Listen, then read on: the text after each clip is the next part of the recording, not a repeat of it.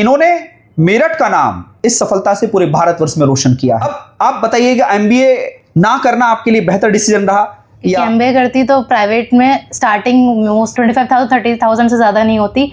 MBA करके private नौकरी तो हर कोई करने तो सारे क्वेश्चन है। पहले मैं सारे इंग्लिश के जो है क्वेश्चन में रीड करती जाती थी, मार्क करती जाती। मेरे 3 सिलेक्शन हुए हैं, IBPS PO final selection, IBPS clerk में फाइनल सिलेक्शन जिसमें मुझे पंजाब नेशनल बैंक मिला, और IBPS PO में central Bank of India. SBI clerk का प्री का स्कोर मेरा रहा है 86.25, और ये सब हो पाया है गुप्ता क्लासेस की वजह से।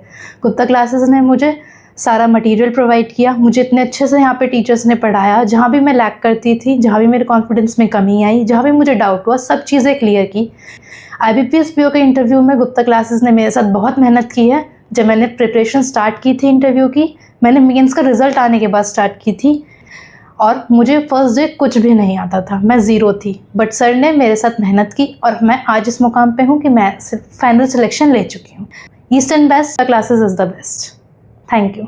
तिशा जी, सबसे पहले आपको IBPS PO में असिस्टेंट मैनेजर बनने के लिए शुभकामनाएं। Thank you. और ये सफलता आपने पूरे भारत में अर्जित की है। IBPS PO का इंटरव्यू निकाल के जो आज रिजल्ट आया है, आपने एक साबित कर दिया है उन लोगों के लिए जो लोग कहते हैं कि पहली बार में PO नहीं बनाया जाता। ये प्रत्यक्ष को प्रमाण की आवश्यकता नहीं होती है। तिशा गर्ग पहले अटेम्प्ट में IBPS PO जैसी परीक्षा को पास करके सेंट्रल बैंक ऑफ इंडिया में असिस्टेंट मैनेजर की भूमिका में नियुक्त हो गई हैं, और इनकी सफलता इन्हीं की जुबानी आज हम इनसे चर्चा करते हैं। तो तिशा जी, आप अपनी सफलता का श्रेय किसे देना चाहेंगे? सबसे पहले आप यहां से हम जर्नी स्टार्ट करते हैं। अब मैं अपनी सफलता का श्रेय सबसे पहले अपने पेरेंट्स और गुप्ता क्लासेस को देना चाहूँगी। पेरेंट्स जिन्होंने मुझे सपोर्ट किया, इतनी मेहनत से मतलब पढ़ाया, फीस भरी मेरी, और गुप्ता क्लासेस जिन्होंने मेरे हर कदम पे साथ दिया, मुझे इतना पढ़ाया, काबिल बनाया, मुझे जहाँ भी डाउट्स थे वो सब क्लियर किए, इतना अच्छा एनवायरनमेंट दिया कि मैं इस काबिल हो सकूं और ये एग्ज़ाम क्लियर करके as a assistant manager work कर सकूं। बहुत बढ़िया। देखिए, मैं आपको बताते चलूं, तिशा गर्ग जी के ये समझिए 3 सिलेक्शन हुए हैं। अभी 2 सिलेक्शन तो फाइनल हो गए हैं, और तीसरा स्टेट बैंक ऑफ इंडिया जो क्लरिकल है, इसमें इनके 86.25 मार्क्स 86.25 नंबर आउट ऑफ 100 इन्होंने प्राप्त किए हैं। IBPS क्लर्क तो इनका हो ही गया है, और IBPS मेन जो PO है प्रोबेशनरी ऑफिसर, उसमें इनका final selection Central Bank of India में assistant manager as a probationary officer ये सिलेक्ट हो गई हैं। इन्होंने ये सफलता केवल 1 साल में अर्जित की है। फर्स्ट अटेम्प्ट में इन्होंने सफलता अर्जित की है। तिशा जी, 1 साल में आपकी जर्नी कैसी रही? आप उन सभी कॉम्पिटिटर के सामने शेयर करो जो कहते हैं कि 1 साल में सफल नहीं होते। प्लीज अपनी ये जर्नी शेयर करो। ऐसा कुछ नहीं है, 1 साल में सफल नहीं होते। आपको अपनी मेहनत पे विश्वास होना चाहिए, खुद पर विश्वास होना चाहिए, मेहनत करते रहो, हार नहीं माननी है। जहाँ भी दिक्कत हो अपने टीचर्स से गाइडेंस लो। मेरे को गुप्ता क्लासेस के टीचर्स ने बहुत हेल्प की है, और मेहनत करोगे तो एक ना एक दिन सफलता ज़रूर मिलेगी। और पहले दिन से ठान लो, जब से सिलेक्शन स्टार्ट की कोशिश स्टार्ट करोगे, जब से सिलेक्शन का माइंड में आए कि पहली बार में निकालना है। तो तिशा जी, जैसे आपने 1 साल में ये 3 सफलता अर्जित कर ली है, और आपने तो एक रिकॉर्ड कायम कर दिया है। स्टेट बैंक ऑफ इंडिया में 86.25 मार्क्स आपने ऑल इंडिया लेवल पर प्राप्त किए हैं। ये भी एक काबिल तारीफ स्कोर है। प्रोबेशनरी ऑफिसर आप बनी गई हैं, आज आपका परिणाम आ गया है। तो आपको गुप्ता क्लासेस से क्या क्या वो फैसिलिटीज मिली? इन्वायरमेंट गर्ल्स के लिए क्या मिला? जैसे कि आज पेरेंट्स कहते हैं कि भाई बाहर हम बच्चों को भेजते हैं, एनवायरनमेंट सही नहीं है, तो आपको गुप्ता क्लासेस से वो एनवायरनमेंट के किस तरीके से एनवायरनमेंट आपको मिला कि जिससे आपको ये सफलता की कहानी मंजिल तक आप पहुंचे हैं? एक बार शेयर करो सबके सामने। गुप्ता क्लासेस में यहाँ पे एक तो मेहनत बहुत कराई जाती है, टीचर्स हमारे साथ बहुत मेहनत करते हैं। स्टूडेंट को तो मेहनत करनी ही होगी अपने सिलेक्शन के लिए, टीचर्स भी हमारे साथ उतनी ही मेहनत करते हैं, बल्कि उससे ज़्यादा मेहनत करते हैं।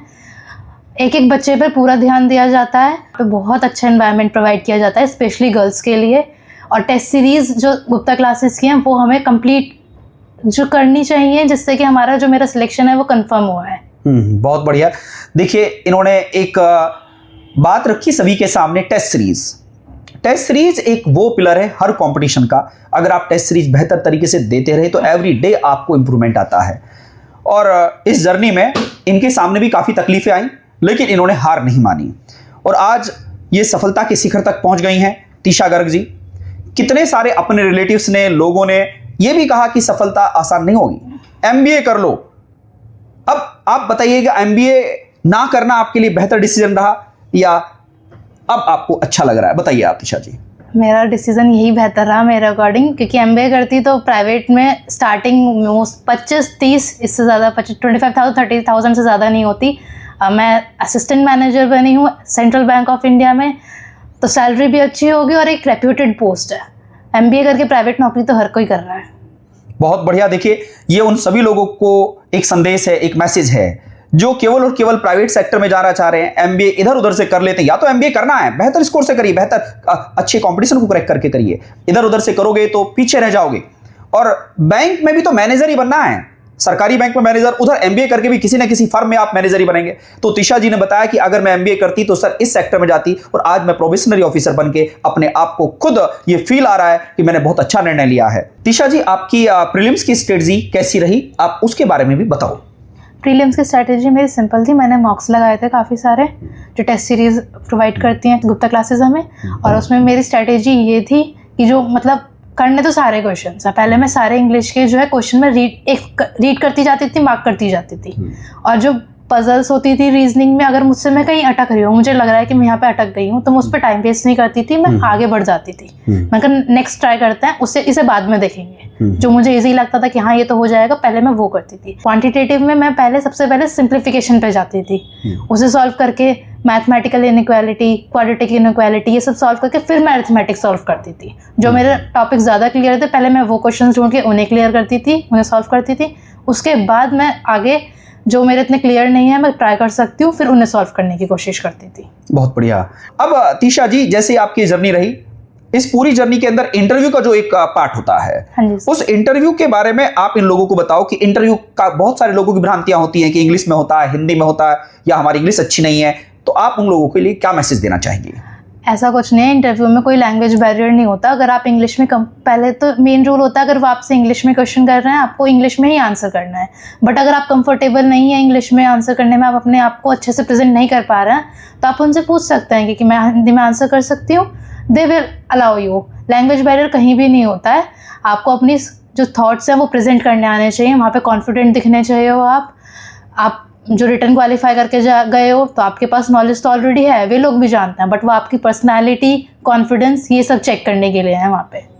बहुत बढ़िया। देखिए, मैंने आपको इस वजह से ये सवाल एक सफल उम्मीदवार से पूछा। बहुत सारे लोगों के दिमाग में रहता है कि सर इंटरव्यू का बड़ा डर रहता है। कुछ नहीं, रिटर्न क्वालिफाई करो। और गुप्ता क्लासेस एक ऐसा प्लेस है जहां पर जब आप फर्स्ट डे से आओगे, फर्स्ट डे से ही प्री और मेंस और इंटरव्यू कंप्लीट तैयारी का पैकेज आपके सामने आ जाता है। फर्स्ट डे से ही आपको इंटरव्यू स्टार्ट हो जाता है, मेंस क्लास के सामने आपको बुलवाया जाता है। वो सारी चीजें मिलकर एक होलिस्टिक अप्रोच से आप सफलता के शिखर तक पहुंचते हो। ये मंजिल इन्होंने प्राप्त की है, और मैं पूरे देश के सामने ये बात रखना चाह रहा हूं, इन्होंने मेरठ का नाम इस सफलता से पूरे भारतवर्ष में रोशन किया है। और एक साधारण परिवार से आके एक असाधारण योग्यता साबित करना, ये तिशा जी ने सबके सामने एक मैसेज दिया है। तिशा जी, अब आगे भविष्य में आप इस दौड़ में कहां जाना चाहते हैं, क्या आपकी आगे की प्लानिंग है, और थोड़ा सा ये भी शेयर करो। मतलब मुझे आगे एज असिस्टेंट मैनेजर तो मैं काम करूंगी, वहाँ पे मुझे और अच्छे से इंटरनल एग्जाम्स भी देने हैं और अच्छा वर्क करके देना है, जिससे मेरे प्रमोशंस और मैं हायर स्केल पे जा सकूं। Well done. देखो, तिशा जी कह रही हैं कि अगर मैं पीओ की पोस्ट पर एंट्री लिए हैं तो मैं रुकूंगी नहीं। इंटरनल इतनी बड़ी अपॉर्चुनिटी है कि बैंक के चेयरमैन तक की कुर्सी पीओ के रास्ते से भरी जाती है। मेरा सवाल केवल तिशा जी से यही था कि आगे की जर्नी का क्या प्लानिंग है। तो बिल्कुल कितनी स्पष्ट हैं, कहीं एम्बिग्यूटी नहीं है, क्लैरिटी, स्पष्टता होनी चाहिए। इनकी हर बातों में स्पष्टता झलकती है कि पीओ की पोस्ट पर एंट्री जरूर हुई है सर, लेकिन रुकूंगी नहीं, हर क्षण हर परीक्षा को दूंगी, और उस चेयरमैन तक की कुर्सी तक भी मुझे जाना है। तो मैं तिशा जी आपके सामने यही कहूंगा, आपके उज्जवल भविष्य की कामना करता हूं, और यह संदेश उन सभी भारत के लोगों तक पहुंचे जो कहते हैं कि फर्स्ट अटेम्प्ट में सिलेक्शन नहीं होता है, केवल आपको कठोर निर्णय लेना होगा। बस आप हौसला बनाइएगा, हाथ हम पकड़ेंगे, चलना आपको है, मंजिल आपको 100% मिलेगी। और इसी बात से मैं आपको सबको ये संदेश देना चाह रहा था कि हर व्यक्ति सफल हो सकता है अगर वो ठान ले। मैं अपनी बात को यहीं पर विराम देता हूं और आप सभी के उज्जवल भविष्य की कामना करता हूं। जय हिंद, जय भारत।